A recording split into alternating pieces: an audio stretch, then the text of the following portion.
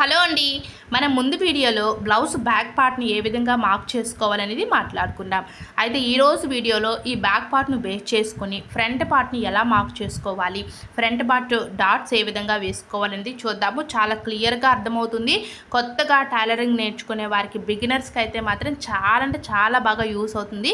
Beginners అనే కాదండి, ఎంత పెద్ద టైలర్ అయినా సరే ఏదో ఒక విషయంలో, అంటే కటింగ్ విషయంలో అవ్వచ్చు, స్టిచ్చింగ్లో అవ్వచ్చు, ఎక్కడో దగ్గర ఏదో ఒక చిన్న మిస్టేక్ చేస్తూ ఉంటారని మనం వింటూ ఉంటాం కదా. మనం కూడా బయట బ్లౌజులు స్టిచ్ చేయించుకున్న వాళ్ళమే కదండి ఒకప్పుడు.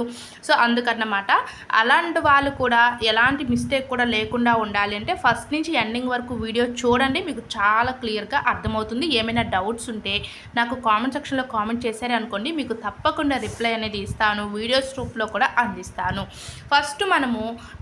ఫస్ట్ బ్యాక్ పార్ట్ని కట్ చేసుకున్న క్లాత్లోనే ఫ్రంట్ పార్ట్ని కట్ చేసుకోవాలి.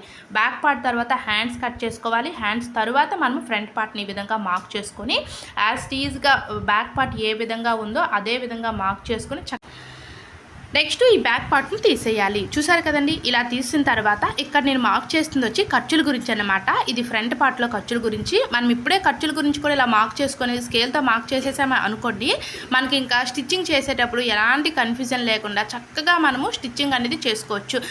మాటికి ఆది బ్లౌజ్ తీసేసి చూడడం కంటే కూడా చక్కగా మనము బ్యాక్ పార్ట్ని బేస్ చేసుకొని ఫ్రంట్ పార్ట్ని చాలా ఈజీగా కట్ చేసేవచ్చు. ఇక్కడ చూడండి, క్రింద నుంచి పైకి 2 ఇంచెస్ మనము ఈ విధంగా మార్క్ చేసుకోవాలి, చేసుకోవాలన్నమాట. ఎందుకు 2 ఇంచెస్ మార్క్ చేసుకోవాలి అంటే మనకి ఆల్రెడీ ఇక్కడ ఫ్రంట్ పార్ట్లో షేప్ బెల్ట్లనే మనం అటాచ్ చేస్తాం. సో అందుకోసము 2 ఇంచెస్ని మనం ఈ విధంగా మార్క్ చేసుకోవాలి. ఇప్పుడు మనము బ్లౌజ్ యొక్క పొడవు ఎంత ఉంది అనేది మీరు ఆది బ్లౌజ్ తీసైనా చూసుకోవచ్చు. లేదు అంటే మీరు చక్కగా ఆది బ్లౌజ్ లేకుండా మీరు నార్మల్గా మెజర్మెంట్ ద్వారా అయినా సరే చూసుకోవచ్చు అండి. నెక్స్ట్ ఇక్కడ చూసారు కదా, చంక లోత్ అన్నమాట. ఈ లోతు తీసుకునేటప్పుడు ఇలా కొంచెం ఒక 1/2 ఇంచ్ మార్జిన్ తోటి ఇలా పెట్టుకొని లోత్ అనేది తీసుకోవాలి. మరి ఎక్కువగా తీసుకోవాల్సిన అవసరం లేదు. మనకి ఎక్కడైతే రౌండ్ తిరిగే చోట 1/2 ఇంచ్ టేప్తో మార్క్ చేసుకొని మనం మార్క్ చేసుకుంటే కరెక్ట్గా ఆ రౌండ్ అయితే వచ్చేస్తుందండి. సో ఇది చంక లోత్ అయిపోయింది. ఇప్పుడు ఈ బ్లౌజ్ పొడవు వచ్చేసి మీరు డైరెక్ట్గా చెప్పాను కదా, ఆది బ్లౌజ్తో కాకుండా ఇక్కడ ఫస్ట్ 4 ఇంచెస్కి ఇలా మార్క్ చేసేయండి. టక్స్ పెట్టుకున్న దగ్గర చూడండి, డైరెక్ట్గా 4 ఇంచెస్కి మార్క్ చేసుకున్న తర్వాత ఆ 4 ఇంచెస్ నుంచి క్రిందకి 1 ఇంచ్కి మార్క్ చేసుకోవాలి. ఎందుకు 1 ఇంచు అంటే మనం కట్ చేస్తున్న బ్లౌజు పెద్ద సైజు బ్లౌజ్ అన్నమాట. సో పెద్ద సైజు బ్లౌజ్కి 1 ఇంచ్ మార్క్ చేసుకుంటే కరెక్ట్గా సరిపోతుంది. మీరు ఏ సైజు బ్లౌజ్ అవ్వచ్చు, మనకి పెద్ద సైజు చిన్న సైజు అండ్ అదొక్కటి మీకు క్లియర్గా తెలిసిందే అనుకోండి, మీకు చాలా ఈజీగా అర్థమవుతుంది. ఇక్కడ చూసారు కదా, లేదు అంటే మీరు ఆది బ్లౌజ్తోనైనా సరే చూసుకోవచ్చు. మనకి ఖర్చులతో సహా నేను ఇక్కడ మార్క్ చేసి చూపిస్తున్నానండి. అదే మీరు ఆ బ్లౌజ్తో ఆది బ్లౌజ్తో చూసి ఇవన్నీ కూడా ఖర్చులు ఎంత పెట్టాలని ఎలాంటి కన్ఫ్యూజన్ లేకుండా చక్కగా మీరు ఈ విధంగా కూడా మార్క్ చేసుకోవచ్చు. సో చూసారు కదా, ఇప్పుడు నేను కట్ చేస్తున్న బ్లౌజ్ వచ్చేసరికి 32 ఇంచులు.